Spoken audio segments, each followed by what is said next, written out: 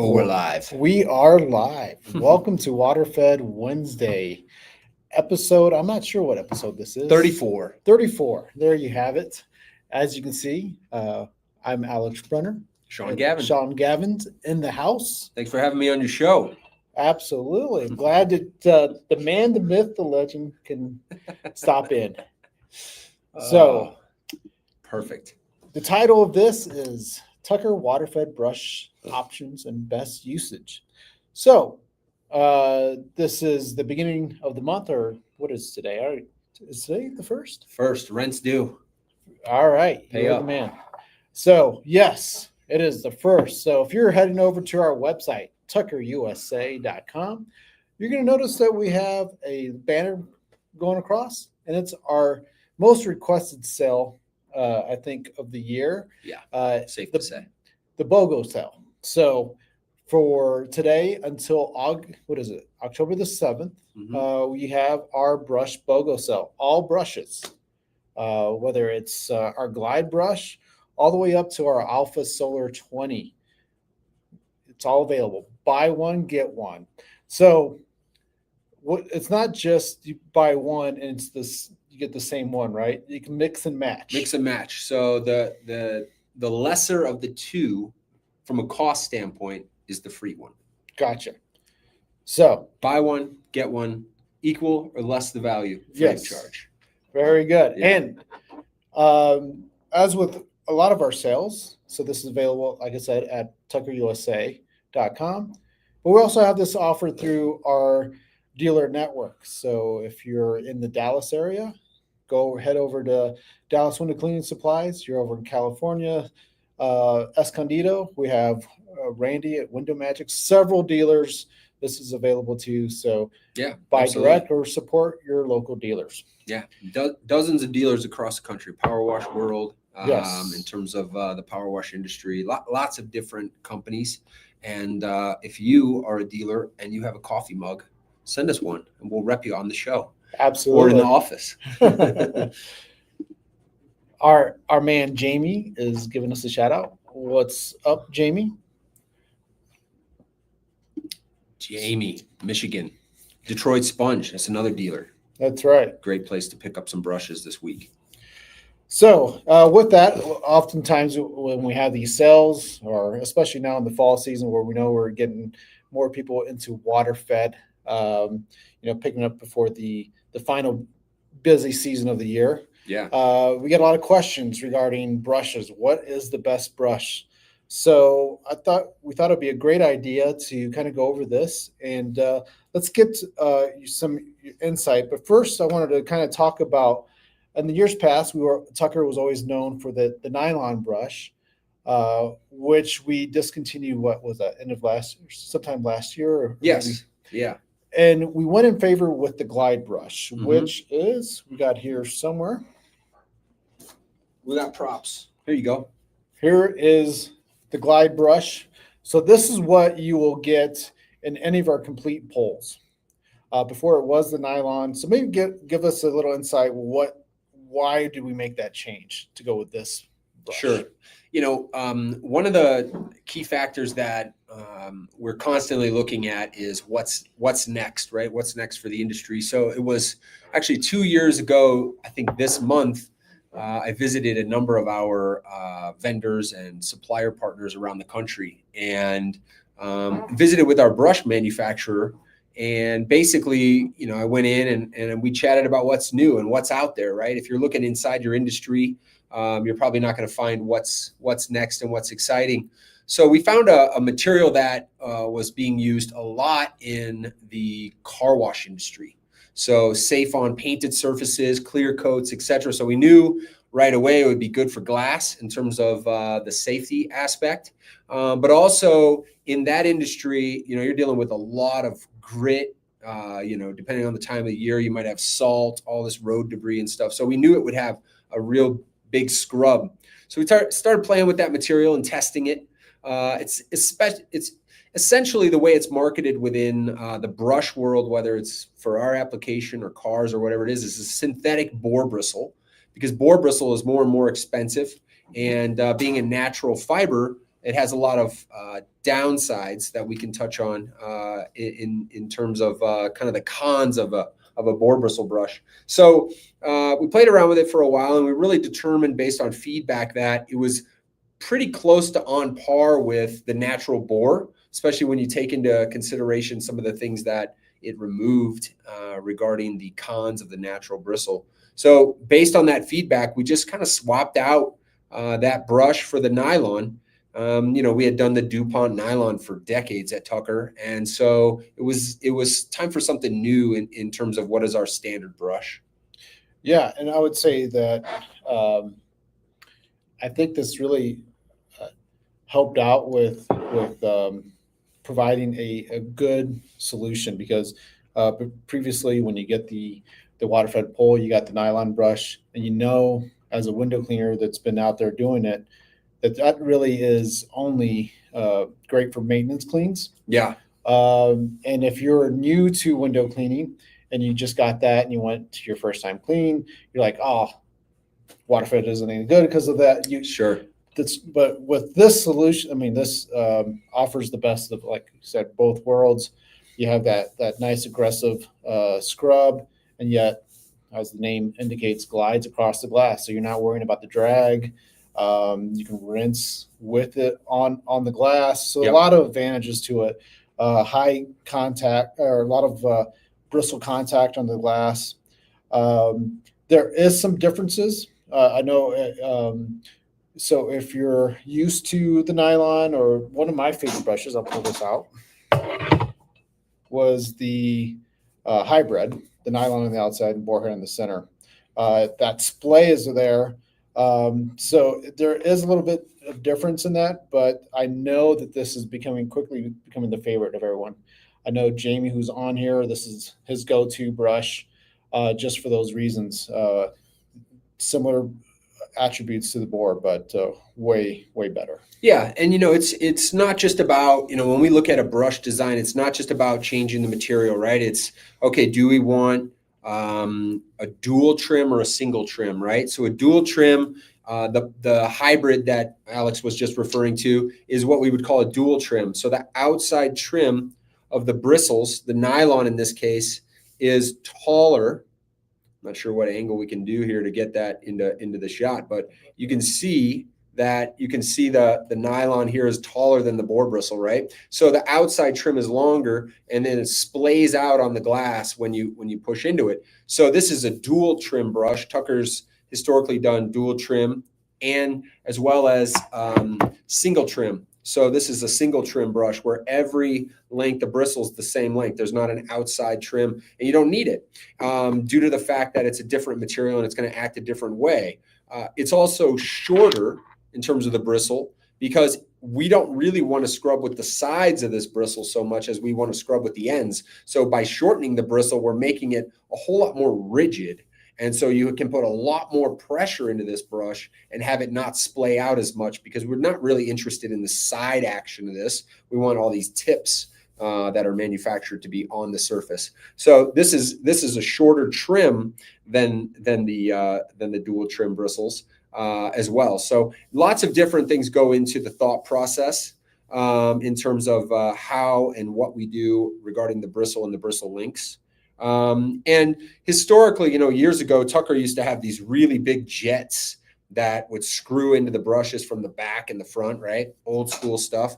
And back when we had to service that market for both new and old, what we would have is there'd be these really big pockets of no bristles on the brushes, right? So that we could accommodate the old school guys. But as we've moved forward and really, kind of those guys have adopted the newer technology, and we have these pencil jets inside here needing a much smaller hole. Now we have a lot more bristle in every brush as well. So it's nice to have been able to move on from kind of the OG Tucker stuff and really accommodate the newer users.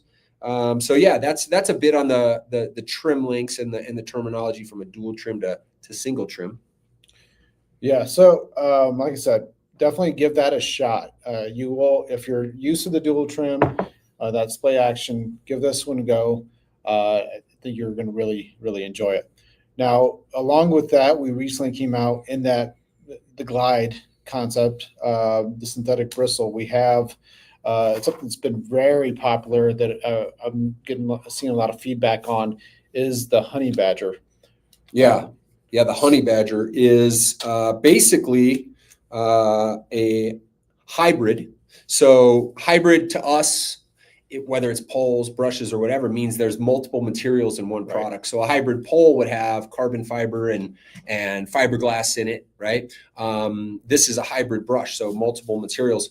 It's a single trim again, right? Even though we have two, we don't just say, well, we want this to be longer, because that's the typical thought process. We really think about how are these things going to perform. So the trim is the same all the way across. It's a short, stout trim, just like on the standard glide brush, but there's this inside bristle that is a really thick bristle. So it's a nylon bristle like this clear bristle is, but the thickness of the bristle itself is a lot thicker. So it's much stiffer on the surface. So you're getting a really aggressive scrub with this, especially in the solar world is where I was envisioning this going in multiple sizes, right?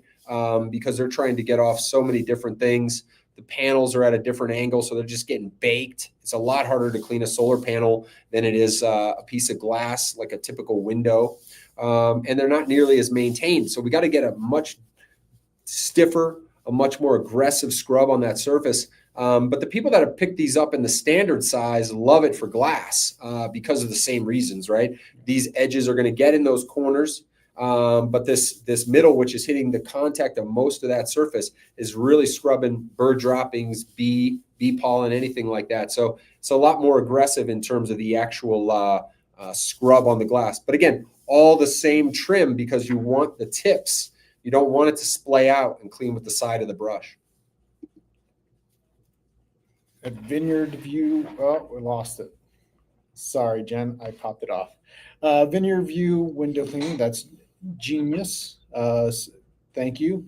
I think, yeah, that's obviously the intention was solar, but we're really getting feedback like Cole has been Right. mentioning it. It's really great on Windows. So it'll be interesting to hear if you guys, I know there's in certain parts of the country, you get a lot of I forget the fungus, like shotgun fungus, Artillery fungus. Artillery fungus. Yeah. Let us know if it's cutting through that. That'll be. I know it can vary. Sometimes it's fresh and that's easier, but if it's Sure. baked on. But I'd love to hear you guys' feedback on that.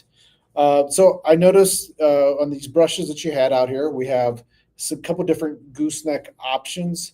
Maybe we can go into that before Sure. we go into other stuff. Sure. So I think it was 1 year ago this month, we came out with the locked gooseneck, right? Yeah. We called it Locktober. That's right. That's a year ago we introduced this concept. So you can see on our goosenecks and our brushes, we've got an octagon shaped profile. So this is a quick connect fitting. It's been a standard in the industry for a number of years. I believe Gardner in the UK first came out with a square profile that, basically instead of threading and then trying to decide, okay, well, it's tight, but it's crooked, right? Yeah. The square lock, what it accomplished was the ability to lock on, and you didn't have to worry about where it locked, right? It wasn't going to be in any weird spot. So you've got this angle from a square lock, and you've got this angle if you want to get between balcony railings or whatever the case may be. And as you know, we tend to be a little bit ahead of the curve, if you will, at Tucker. So instead of just copying the concept that Gardner had come out with and using a square, I thought about, well, what more could we do, right? And so from an injection molding standpoint, an octagon profile is fairly difficult to accomplish what we wanted. But normally that's how I know I'm onto something, right? If the guys that we're bringing in to assist with the actual manufacturing are saying, well, that's difficult. Well, that probably means somebody hasn't done it, right? So that's what we look for a lot of times from feedback. But essentially, this works in much the same way. There's a locking pin, so you can push this pin in right here. And then in the gooseneck itself, being an octagon profile, you've got a hole not only at the top and the side like you would a square, but one at 45 degrees. So basically, the goosenecks just lock in. Okay, so that's locked right on there, right? No adjustment from a thread standpoint. You get this typical locked location. You also get the 90-degree locked location like you would with a square lock. But you also get what makes this different is a 45-degree because of the octagon profile. So a lot of people like this because you can lock it at 45 and do a triangle shaped window and not have it flopping around like a swivel would. You lock it in, you get that top, you go do the sides, and now you come down, you put it back to the standard angle and you do all your other windows, because typically you've only got one triangle and then a lot of other regular windows next to it, right? Or you got a triangle and then next to it's, trapezoid or whatever that shape is. So that's the idea here is it locks in at 3 different positions. So that's the standard gooseneck. We've also got the Acme threaded adapter on the back, which we've sold for, I don't know, this was the first plastic mold I ever made. And that allows you to screw on our little walnut scrubbers. So this has got a thread on it, threads on, you got a walnut scrubber on the back. So basically you can just thread this on here. And now on the back of the pole, you've got some assistance to get really stubborn things off. So you're scrubbing, you flip over, you give it a little extra, you go back and rinse, right? So that's the locked gooseneck there, that's standard with every pole and brush that we have. And then we have the swivel goosenecks. So the swivel, again, locks into the number 1 clamp with the shaft here, and it just allows for swiveling. And if you're used to or proficient with the pole, you can kind of fan with this as well. If you twist the pole, there's adjustments in terms of how tight this tension is. So a lot of guys want this really loose and others want it a lot tighter in terms of the ability to kind of swivel in and of itself. And then there's the built-in adjustment to actually change the angle of the brush as well. So a lot of adjustability within the swivels. So those are the 2 kind of standard plastic goosenecks that we manufacture. Yeah. And I would say, going back to the swivel, to your point, yes, you can tighten this down, get it so it's pretty tight. But the concept of this was to swivel.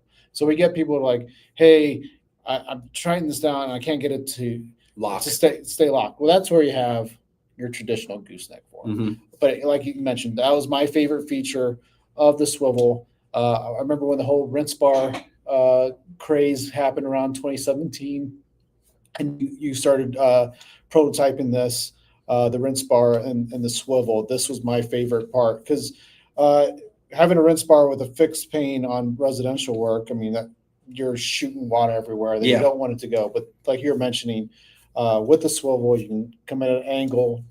I do it just like a squeegee, fan down the window. So this was really a game changer for me. Cleaning windows, like I said, back in 2017, just sped up the process so much faster.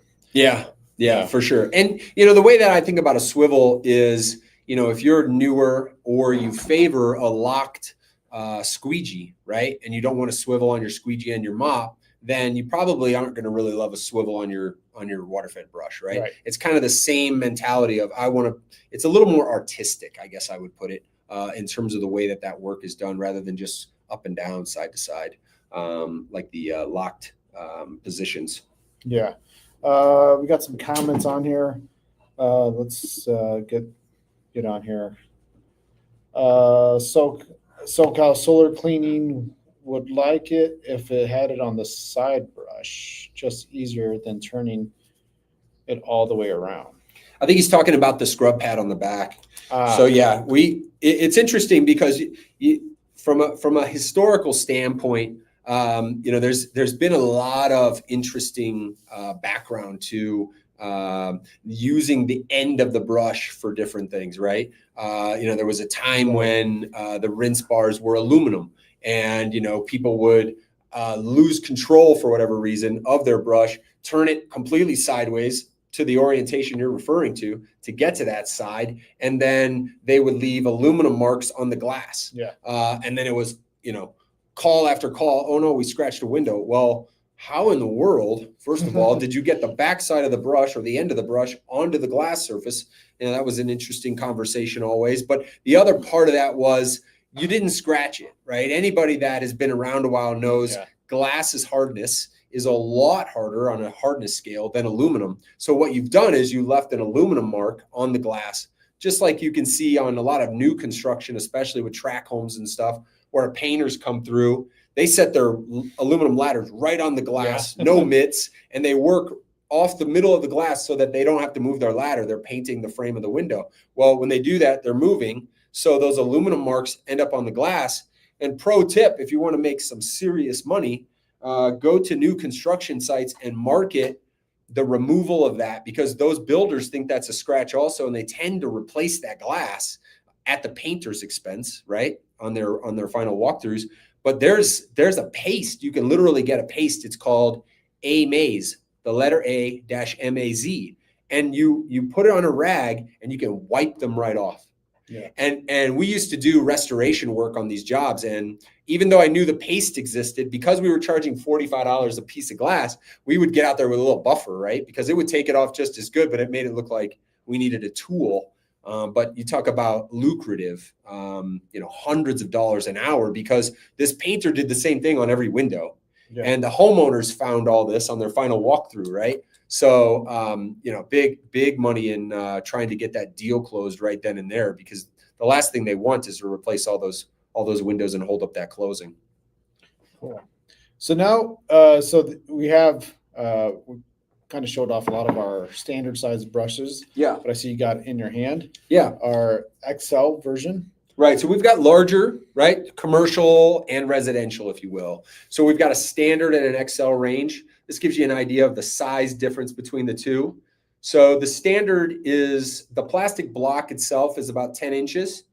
Depending on the brush that you have, you might have more coverage with one brush than the other, because it's going to splay out and it's going to, cover, let's say 12 inches, right? But the brush back itself is a 10-inch block, and this one is a 16. So you get quite a bit more coverage. And it tends to be a residential to commercial type thought process in terms of which size. A 16-inch brush on a residential window is fairly big. Yeah. So you want a much bigger sheet of glass to clean. Yeah. I've heard a lot of people would like to use the XL even on residential, but I think that's where that the locked gooseneck will come into place, because if you do that, you are going to run into windows that are smaller. But by adjusting that angle with, or even with the swivel, you can work at the side angle. So you could use that for residential if you want to really speed up the process. Sure. I think it's one we haven't discussed yet. We got it down here in the XL size as well. That is the scrubber. I think that came out in around 2018 or 19. I'm not sure. Man, time flies. Somebody. I think it was you told me 10 years ago, March, I bought Tucker. Yeah. Right? So it's like, man, that can't be true. So I'm not the best on when was this in terms of a timeline, but yeah. So these scrub pad concept brushes, right? So we sell them with a rinse bar built in. There's no pencil jets because there's no hole in the pad. The water just flows over the top of this scrub pad. But a couple applications where this really comes in handy. And we do it in both sizes. So this is the XL. There's a smaller one. But anywhere on like a commercial site where you would have large panes of glass that just butt up, there's no frame, right? Okay. And you just cruise over it, because you're not going to get in the corners real well with this. There's no bristle to get in the corner and really get those nooks and crannies. So you want to like curtain wall glass, right? No frames, nothing like that. Or if you see those glass deck railings on residential properties, it's the same principle, right? The rail just extends and you've only got the top and bottom to worry about in terms of scrubbing across the top and bottom. But also in solar, the scrub pads do really well in solar. This particular model is not, in my opinion, ideal for solar because it's so lightweight. This weighs basically nothing compared to a typical brush. So in the solar industry, for that, we have a different product altogether I can grab here. So this is a double rinse bar for solar. This is made out of aluminum. There's a rinse bar all the way across the top and all the way across the bottom, and some other features I'll show you here. So it's got the swivel built in, so you have that control. This is kind of weird because this is our screen, but the camera's up there. Yeah. So it probably looks like I'm not looking at the camera the whole podcast. But so upper rinse bar, lower rinse bar, right? So if you don't have a booster pump or you have a competing system to a Tucker, you probably don't have very good flow. So this needs a lot of water, a lot of flow. And so what we've done is on the upper and the lower, there's actually built-in valves. So if you're in a situation where you don't have enough water, you just turn one of these off and now you're isolating just one rinse bar. But essentially there's a connection right here. These come with, is it 100 feet? Yes. 100 feet of high flow tubing. The high flow tubing was originally designed to run on the outside of the pole, but we've since included some pieces in the kit to run it up through the pole. It'll run up through the pole. Where we run into the issue is the high flow tubing is not a large enough diameter to fit through this shaft gooseneck, right? So the diameter of the high flow tubing is larger than the red smaller tubing. It's black in color and it won't fit through here. Okay. So we had two options. Do we make this hole larger, or do we come up with an adapter that then sends a small tubing just at the very tip into the brush? And just from a thought process standpoint, where I come from a design and, wanting to make sure we're putting out the best product is if we made this larger, what instantly happens as a result is we make it weaker. Right. And so we always have to think, okay, so this is what we need to accomplish, but what's the best way forward? So if we make this larger, the black high flow tubing fits through, but now the wall thickness of this plastic all the way around is so much thinner to accomplish it that these are going to break. And we build equipment for people to just beat the tar out of, right? So this is thicker than the competitors for a reason, because we know that they'll break if they're not.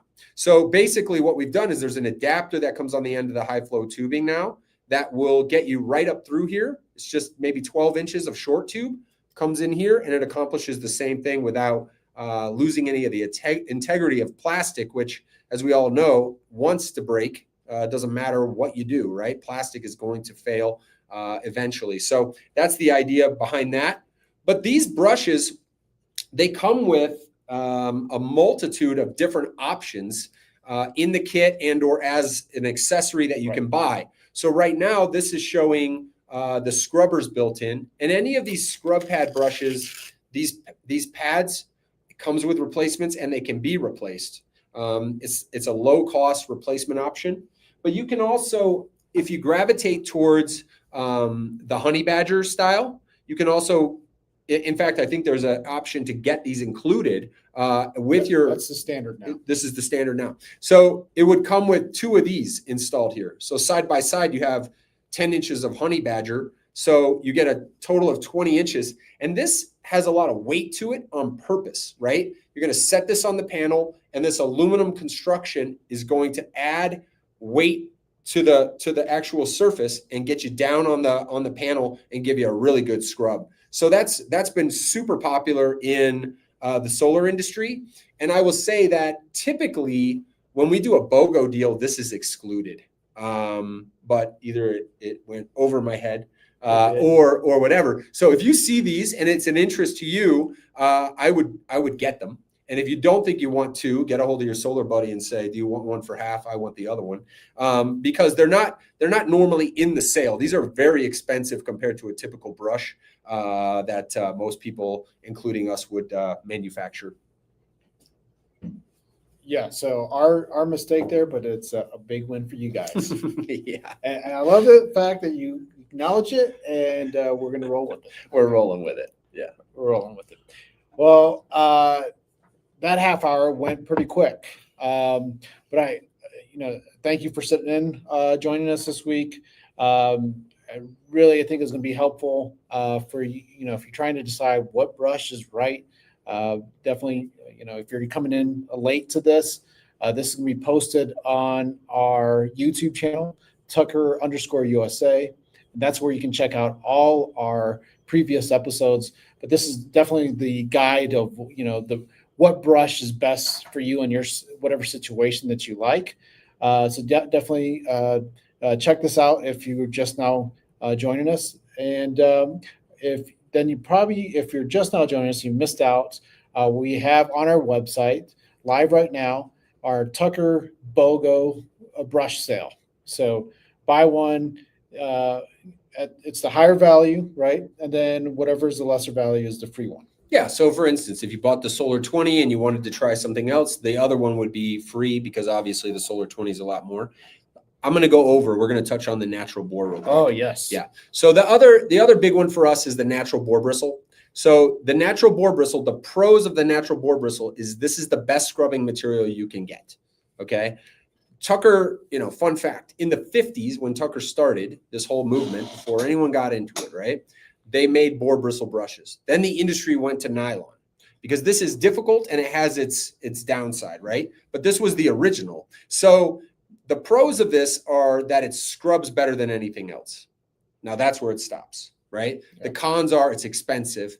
Also, what happens is the reason it scrubs so well is because on the glass, these bristles lay out and you're scrubbing. This is a natural fiber, literally off the back of a pig, right? So you're scrubbing with the side of the bristle, and just like a wet human hair, if you run your finger along it, you're going to feel that drag. So when this is on the surface, you're going to feel that drag, okay? Well, that's why it's scrubbing so good, but that's also why it wears you out.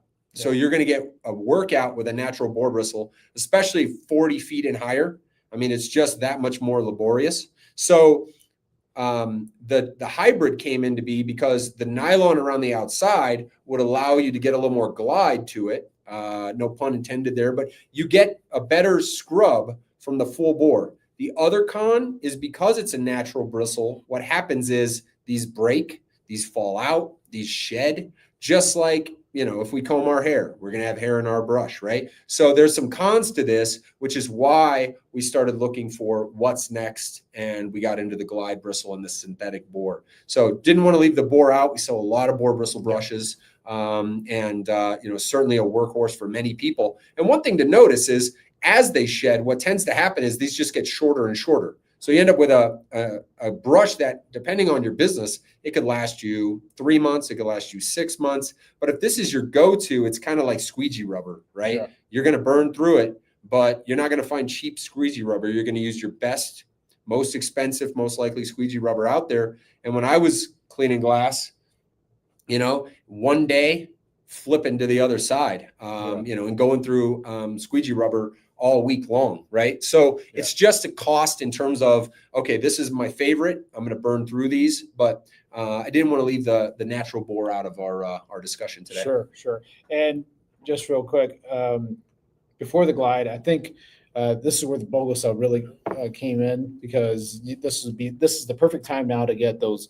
If you wanted the hybrid, but also boar, and you wanted to save your boar for the heavy duty stuff. This is what you'll do. That way you're not constantly using it. And the locked allows you to just swap those out real fast. Yeah, it's a good time to, if you're locked in and you know exactly what brush you want, just get two, right? Because one's free, obviously. But if you're not sure, pick up a couple different ones so you can try different things. And you're essentially paying half price for the one that you want to try out. Well, cool. Thanks for everybody joining us. We really appreciate all your time. And check out our website, Tucker USA. We have our brush BOGO sale starting today, ending on the 7th, and available there and your local dealer. So thanks for tuning in, guys. We'll see you next time. Very cool. Thanks.